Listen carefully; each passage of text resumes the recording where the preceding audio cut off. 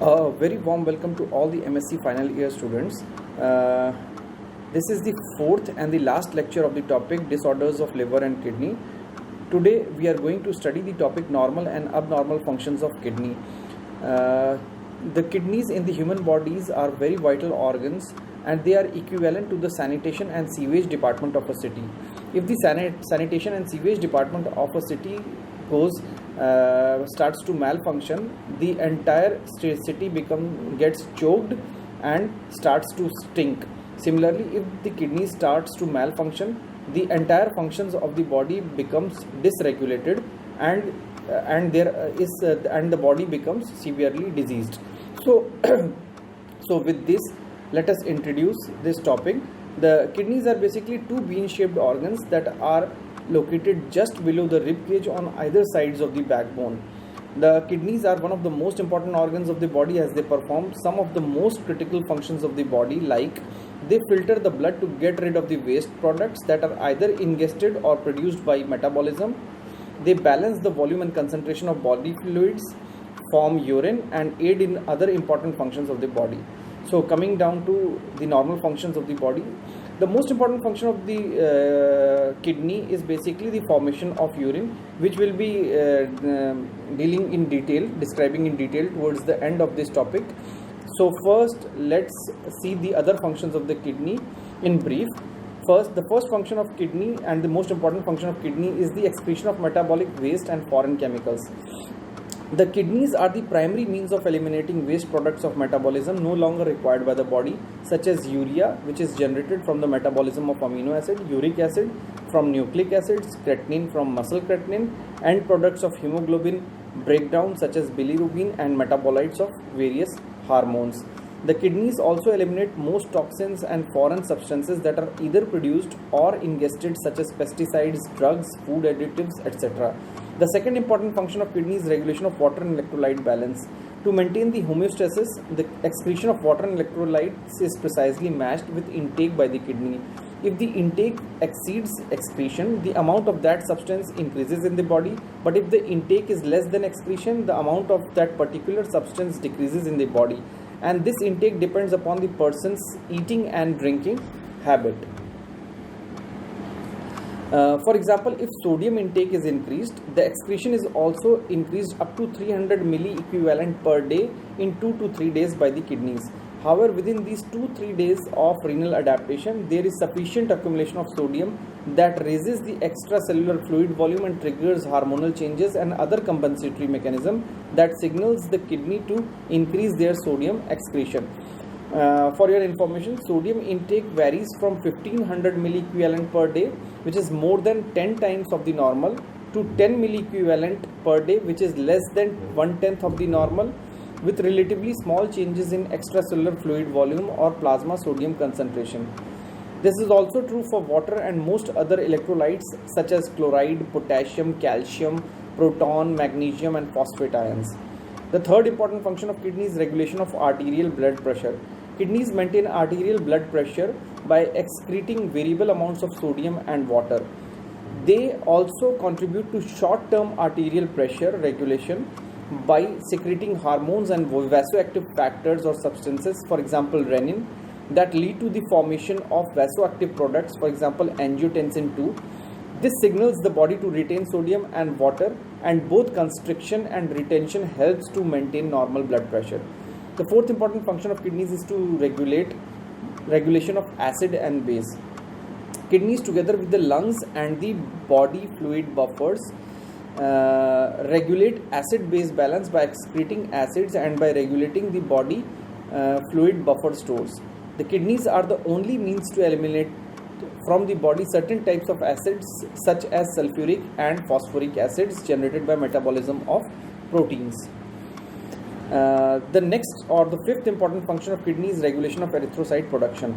Under anemic condition or under low oxygen concentration, that is hypoxic condition, kidneys perceive the distress call and are then stimulated for erythropoietin production, which later stimulates the bone marrow to synthesize red blood corpuscles, that is RBCs. In patients with severe kidney disorder or those who undergo hemodialysis, they develop severe anemia due to decreased erythropoietin production. The sixth important function is the regulation of 1,25 dihydroxy vitamin D3 production. It is very important to note that however how much quantity of vitamin D you can take from the in form of pills, but its final activation takes place in the kidneys. The kidneys produce the active form of vitamin, that is 1,25 dihydroxy D3, that is calcitriol, by hydroxylating vitamin D at the number 1 position, that is 25 dihydroxy vitamin D or calcifidiol. Calcitriol vitamin D3 is essential for normal calcium deposition in bone and calcium reabsorption by the gastrointestinal tract. Calcitriol plays important role in calcium and phosphate regulation. The seventh important function of kidneys is gluconeogenesis. The kidneys synthesize glucose from amino acids and other precursors during prolonged fasting along with liver, a process referred to as gluconeogenesis. Now come down to the most important function of kidney, that is the formation of urine. To produce the urine, the nephron and the collecting duct perform three basic functions. They are glomerular filtration, tubular reabsorption and tubular secretion. So come down to the first important function, that is glomerular filtration.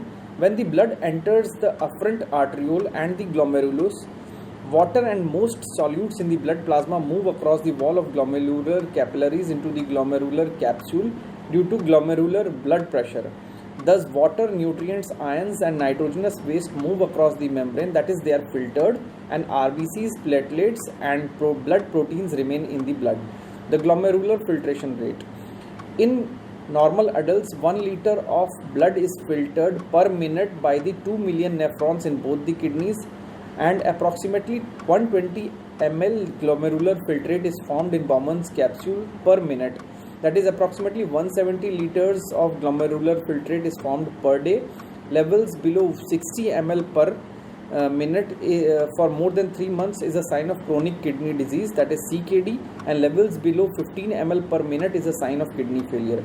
Glomerular filtration basically depends upon three main pressures, in which one pressure promotes and two pressures oppose filtration. The first pressure is glomerular blood hydrostatic pressure, that is GBHP. It is the blood pressure in glomerular capillaries, which is approximately 55 mm Hg, and it promotes filtration by forcing water and solutes into the blood plasma to pass the membrane. The second is capsular hydrostatic pressure, that is CHP. It is opposing pressure by the fluid already present in the capsule and the renal tubule, which is approximately 15 mm Hg. The third pressure is blood colloid osmotic pressure, that is BCOP. It is the opposing pressure due to the proteins like albumin, globulin and fibrinogen present in the blood plasma, which is approximately 30 mm Hg. Hence, the net filtration pressure is equal to GBHP minus CHP minus BCOP, which is 55 minus 15 minus 30, which is equal to 10 mm Hg. Thus, a net pressure of 10 mm Hg filters blood plasma from glomerulars into the capsular space. The second function, that is tubular reabsorption. As the filtered fluid flows along the renal tubule and the collecting tubule, tubular cells reabsorb 99% of the filtered water and many useful solutes like glucose, amino acids, urea, ions such as sodium, potassium, chloride, bicarbonate, phosphate, ions, etc. Approximately 168 liters of water is reabsorbed in renal tubule, thus approximately 1 to 2 liters of water is discharged as urine. Tubular secretion. As the fluid flows along the renal tubule and the collecting tubule, the tubule and the duct cell secretes other materials that are not needed by the body, which include urea, creatinine, uric acid, excess ions and certain drugs into the fluid. Here you can see the functions of the kidney, that is the formation of the urine. The blood enters the afferent arteriole. The blood enters the afferent arteriole and it goes into the glomerular capillaries, into the Bowman's capsule, where it is filtered with the help of glomerular blood pressure, which is 10 mm Hg, and it moves out through the afferent arteriole. So the first process that takes place is the filtration. The second process is that it is reabsorbed into the blood capillaries, most of the water and some important ions. And third is secretion, where the substances or the ions which are not needed by the body are secreted actively into the glomerular filtrate. And finally, the fourth process is the excretion. excretion. So here you can see the entire process of urine formation.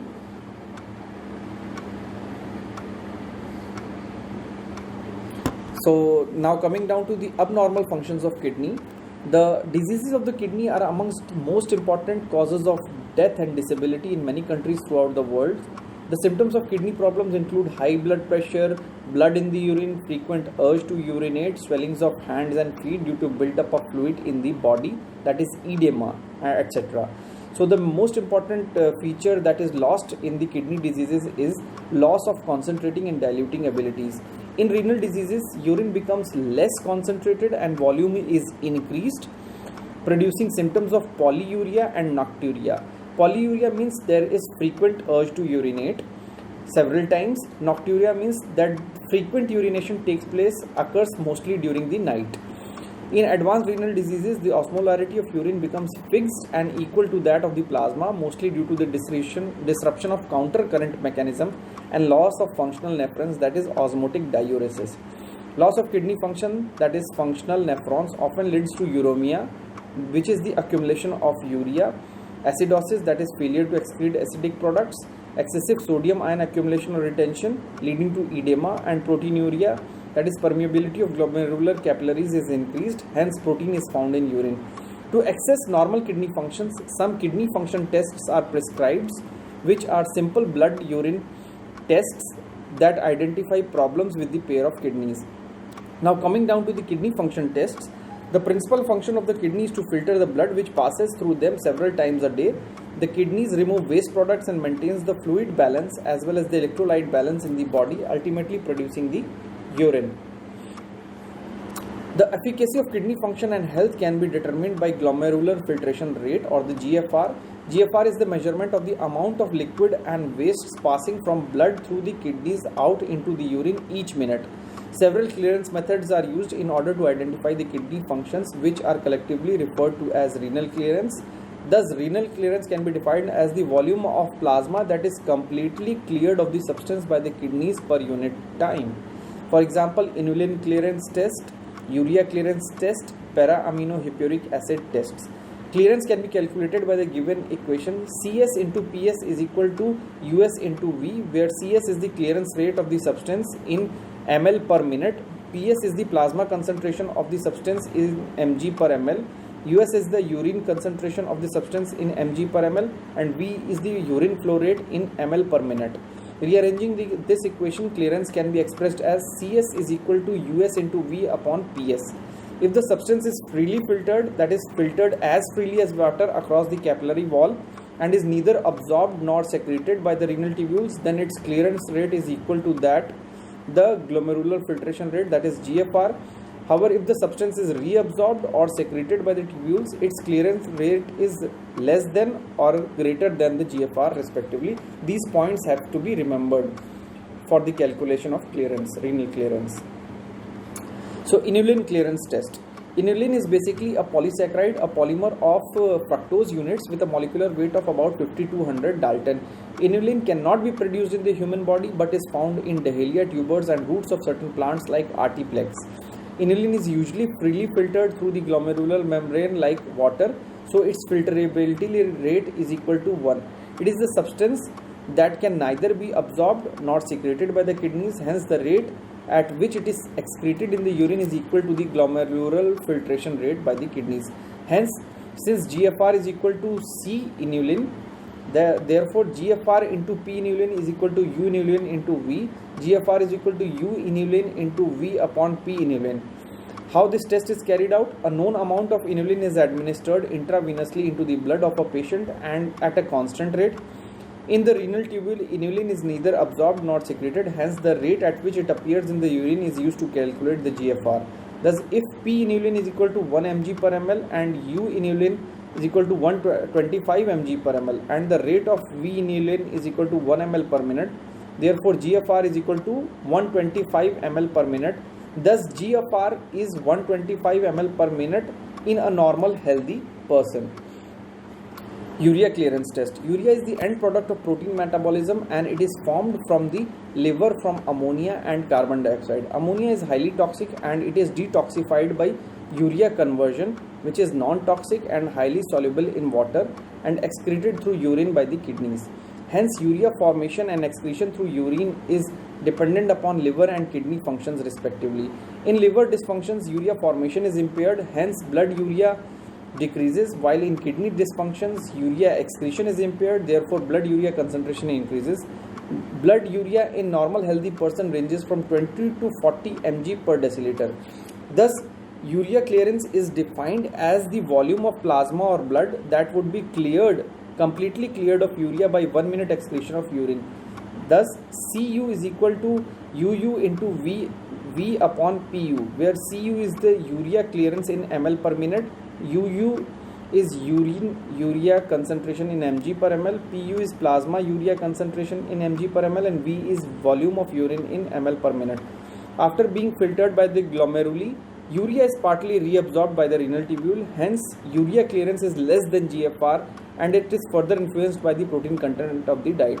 This is the most important point that has to be remembered, that the urea clearance is less than that of the GFR because it is partly reabsorbed. So how it is performed? 2 glasses of water are given to a person and urine thus formed after first and second hour is discarded. After this discarding, blood and urine samples are taken and urea concentration is estimated in both the samples.